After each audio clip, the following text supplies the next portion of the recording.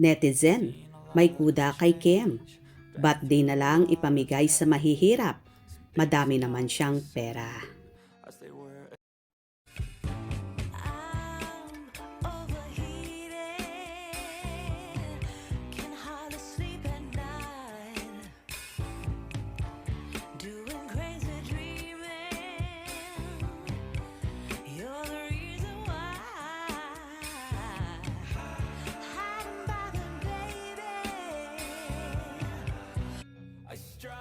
Kaloka nga ang netizen kung saan kumuda at nagkaroon ng hanash sa naging closet bazaar ng multimedia idol na si Kim Chiu.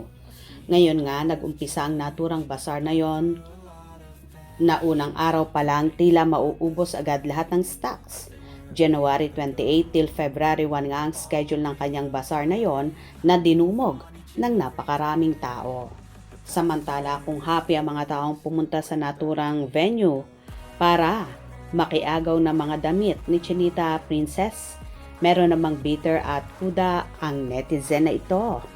Ayon pa nga sa naging post, ba't di na lang ipamigay sa mahihirap? Marami naman siyang pera. At dahil sa naging post na ito, inulan naman ang samot-saring batikos at reaction ng mga fanay. Alangan naman basta niya na lang ipamigay. Paano kung hindi naman magustuhan? At least kung ibebenta niya, mas maitutulong niya pa yung kita. Tsaka yung bibili for sure ay magagamit niya talaga. Kasi personal niyang pinili, hindi naman kasi lahat ay may sense of fashion. Mga OOTDs ni Kimi pa naman hindi sa lahat ng bagay.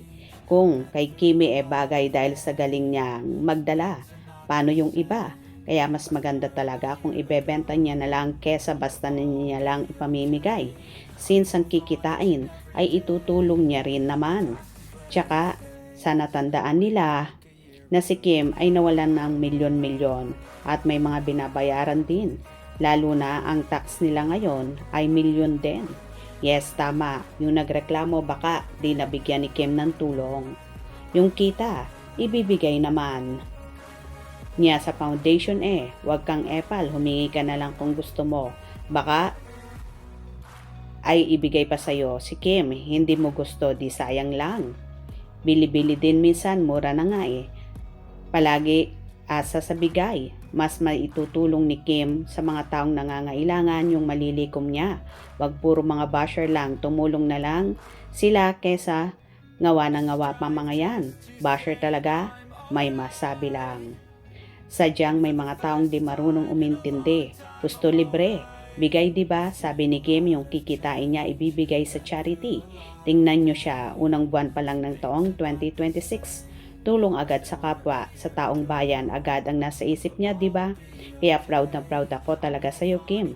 Sana maraming tao na kagaya mo, lalo kang pagpalain ni Lord. And I am pray your safety and health and more blessings to come. Hindi sila makaintindi kundi mga inggit. May masabi lang. Mga utak nyo grabe, sa charity nga pupunta. Mapagbentahan Kayo ba ni minsan nakapagbigay sa charity? Mga utak, inggit lang kayo.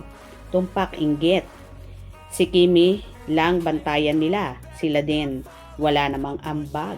Totoo kaya sobrang baba ng rank natin sa reading comprehension Ha ha ha ha. May iba pa nga nagsasabing dagdag daw sa kita ni Kim dahil doon sa issue ng ate niya. Ganyan ang mindset ng mga taong lumot laman ng utak.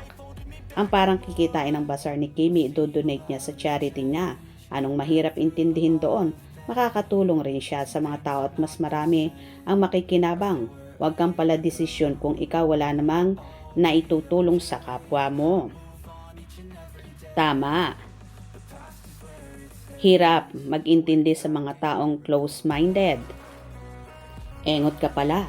Matalinong tao si Kim, gusto niya ang pinaghihirapan niya. Gamit ay ibenta para madaming makinabang na mahihirap. Sa tingin mo, kung ibinigay niya lang, maisusuot ba iyon? Sigurado ng binigyan? Kung ibebenta ay di madaming makikinabang para may pagkain, gamot at iba pa nang nangangailangan. Isang mahirap na pamilya. Good decision, Kim. You're very intelligent in making decision in your life. Congrats for being generous. Kaya, you're so blessed. May mga nilalang na pinaglihisa Debs, kaya natural na masama lagi ang iniisip nila sa kapwa. Wala nang pag-asang makahon sa kasamaan. Ang mga yan. Hindi lang pati si Kim ang makakatulong kung sakali, pati ang mga taong bibili nun. Parang nakakatulong na din kasi yung binayad nila mapupunta sa charity. Nakatulong pa sila sa mga nangangailangan. Tsaka syempre, ang bibili naman nun ay yung mga nakakaluwag-luwag sa pera. Diba dapat maintindihan nyo ng mga taong mapangusga. Gusto lang libre porket maraming pera si Kim, dapat pamigay na lang niya. Di nyo ba naiisip na pinaghirapan din ni Kim yung mga pinambili niya ng mga gamit niya, tapos gusto mo libre lang? Marami na siyang tulong sa mga nangangailangan na walang hinihinging kapalit. Kaya dapat magpasalamat tayo sa kanyang kabutihan. Proud of you, Kim. Chu, pagpalain ka ng may kapal. Totoo naman lahat ng sinabing ito ng mga solid Kim Pao, na mas marami talaga ang makikinabang sa ginawang yon ni Kimi na pabasar kumpara kung ipamimigay niya lang basta-basta kanino or sa mahihirap. Good job, Kim! Hope you enjoyed. Please subscribe for more info.